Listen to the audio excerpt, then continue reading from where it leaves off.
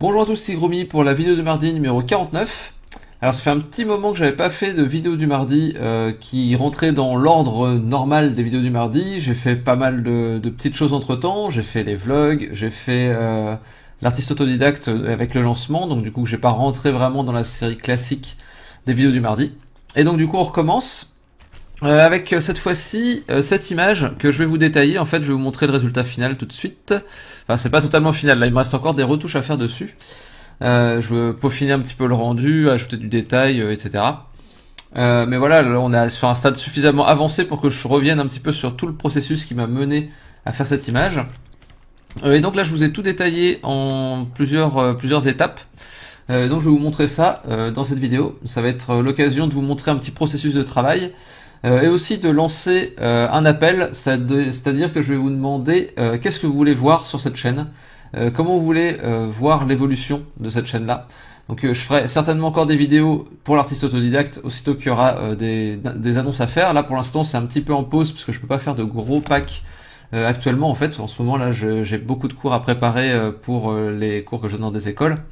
Donc j'ai pas forcément beaucoup de temps pour préparer des choses pour l'artiste autodidacte, mais ça reviendra d'ici le mois d'avril, enfin de mars ou d'avril, quelque chose comme ça, où on parlera de peinture numérique. Donc là c'est un premier exemple d'ailleurs, je vais vous montrer de techniques de peinture numérique, même si c'est pas forcément par là que je commencerai, puisque je commencerai par les bases, et surtout tous les fondamentaux de la lumière qui vont être dans le premier pack, donc qui sera en mars ou avril. Et donc en attendant, je voudrais continuer à vous proposer du contenu tous les mardis, donc recommencer un petit peu ça tous les mardis. Par contre je vais faire que des vidéos comme celle-ci, où ce sera sur des choses que j'ai déjà fait, ou alors sur du dessin en direct, ou sur un discours motivant, ou un truc comme ça, mais en tout cas quelque chose qui soit fait en direct, et sans retouche, sans montage, parce que c'est le montage qui prend énormément de temps. Et voilà, du coup j'ai pas de temps de faire de montage, donc je vais faire des choses en direct, donc des fois il y aura peut-être des petits cafouillages, des choses comme ça, mais j'espère comme ça pouvoir vous apporter des choses semaine après semaine, et c'est pour moi l'important. Alors, on va se lancer dans ce petit step by step. Donc là, j'ai pas gardé les toutes premières étapes. Donc ma toute première étape, c'était forcément de choper des références. Donc là, j'en avais pris plein. J'ai gardé ces trois là parce que c'est là où pour moi on voyait le mieux le visage de Bron, ou de l'acteur qui le joue. Donc je me rappelle plus son nom. Enfin voilà. Et donc du coup, j'ai pris ces trois là et je me suis surtout inspiré de celle du milieu. Les autres m'ont servi comme référence pour être sûr de ce que je faisais en fait. Ce qui peut être pas mal quand on fait une caricature, c'est d'avoir aussi une vue de profil, mais là j'en avais pas sous la main, j'en ai pas trouvé de bonne, en bonne résolution, où on voyait vraiment bien les détails du visage. Donc c'est pas forcément très grave. Mais voilà, en tout cas celle-ci m'a été bien utile. Et donc j'ai commencé à faire des croquis. Comme je disais, j'ai pas gardé toutes les étapes, j'ai pas gardé tous les croquis préliminaires à celui-ci. Donc j'ai fini par trouver celui-ci, qui me paraît avoir une ressemblance suffisante pour pouvoir me lancer. Par contre, j'en ai fait plein avant, j'ai dû en faire une dizaine de croquis avant, mais j'ai dû les effacer au fur et à mesure. Je les ai perdus dans les calques, enfin bref. Donc c'est une erreur de ma part. La prochaine fois, j'essaierai de garder ces étapes de manière un petit peu plus sérieuse, on va dire. Donc deuxième étape, c'est le premier schéma de couleur en fait. Là, je cherchais surtout à définir une direction de lumière. J'ai défini donc plusieurs directions de lumière et c'est celle-ci que j'ai choisie au final parce que je veux qu'on voit une grande partie sombre sur le visage de Bron, parce que c'est un personnage qui a quand même un côté sombre assez marqué et du coup je veux que ça passe aussi par la lumière. Donc voilà, j'ai voulu me noter ça en choisissant cette direction de lumière là. En même temps j'ai testé un petit essai de background là avec une contre-lumière par ici pour faire ressortir un peu plus la silhouette. Mais je suis pas sûr de garder ça. Donc ensuite je me suis dit qu'il allait falloir commencer à travailler des ambiances et du coup aussi des couleurs. Et donc j'ai commencé à faire cette première mouture-ci. Et en partant de cette mouture-ci, j'ai commencé à... j'en ai choisi une en fait. Je me suis dit que j'allais partir sur celle-là. Globalement, qui me semblait être le mieux. J'aime beaucoup le rouge qu'on retrouve dans l'image, qui donne le côté un peu sanglant du personnage. Il y a un fort contraste qui se joue, et c'est pareil, je trouve que c'est un personnage qui est très contrasté, c'est un personnage qu'on aime beaucoup dans la série. Il y a beaucoup de gens qui apprécient beaucoup ce personnage. Je pense que c'est un personnage qui est créé d'ailleurs pour créer une sorte d'attache quand même. Même si c'est quelqu'un de très rude, et c'est quand même un tueur, hein, donc ça il faut pas l'oublier. Et donc voilà, je voulais faire ressortir tout ça par cet éclairage là. Là j'avais pris un éclairage un poil plus naturel, genre il est dans la forêt, là plus contrasté, plus high contrast, enfin plus high key. Donc high key ça veut dire que il y a beaucoup de plus de blanc et de couleurs claires que de couleurs sombres dans l'image.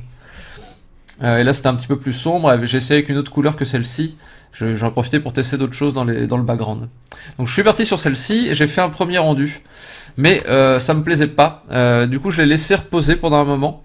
J'ai dû le laisser reposer pendant 2-3 semaines, un truc comme ça.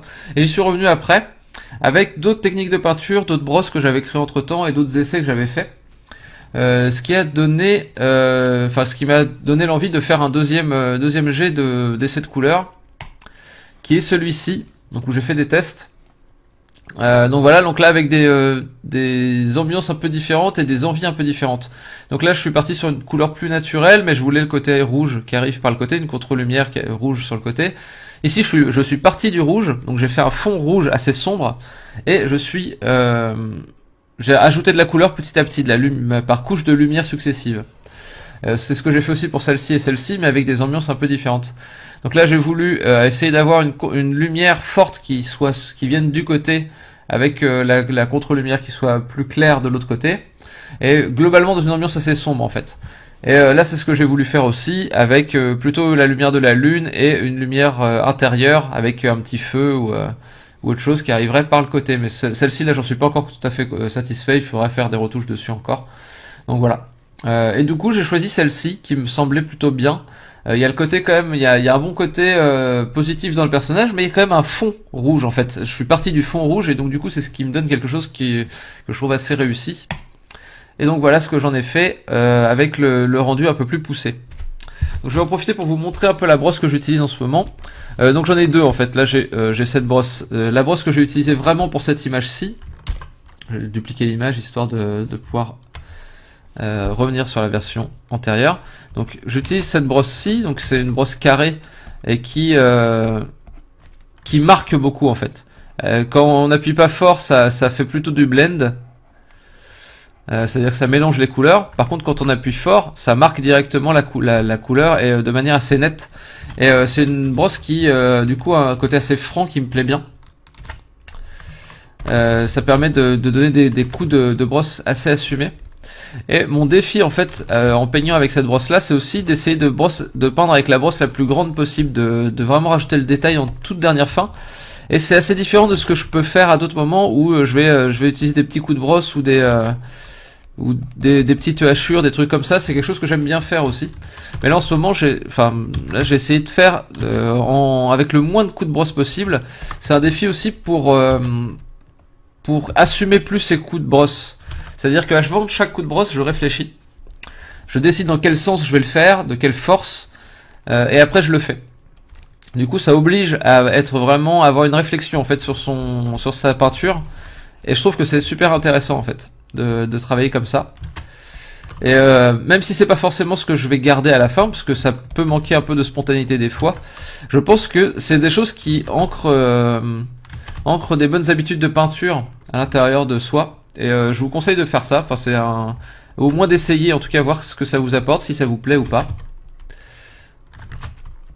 Vous voyez là je donne un coup qui est quand même assez épais là, hein, c'est assez gros. Ça donne un rendu particulier aussi, donc c'est assez intéressant.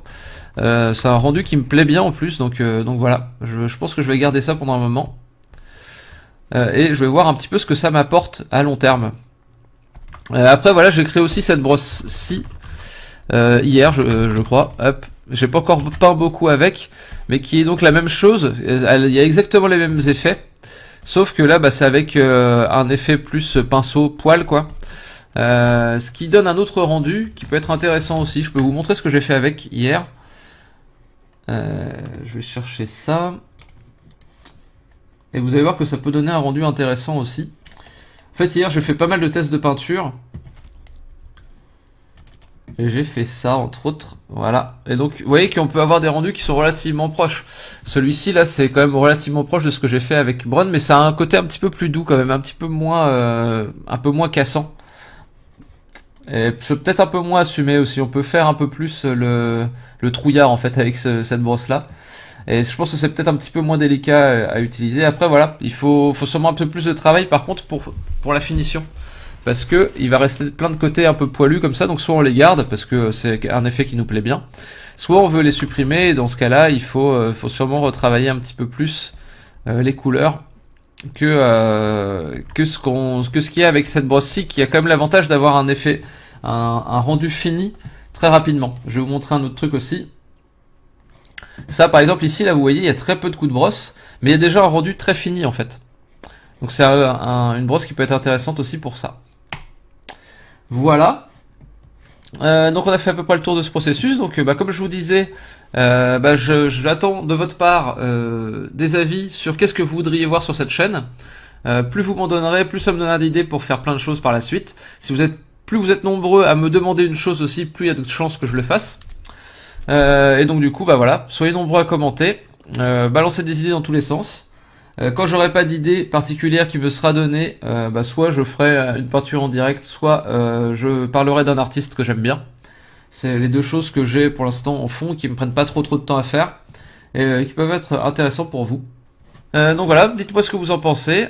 Et après, n'oubliez pas de passer sur le Gumroad pour les packs de l'artiste autodidacte et les anciens packs de l'atelier du Grommy, qui sont bien entendu toujours d'actualité.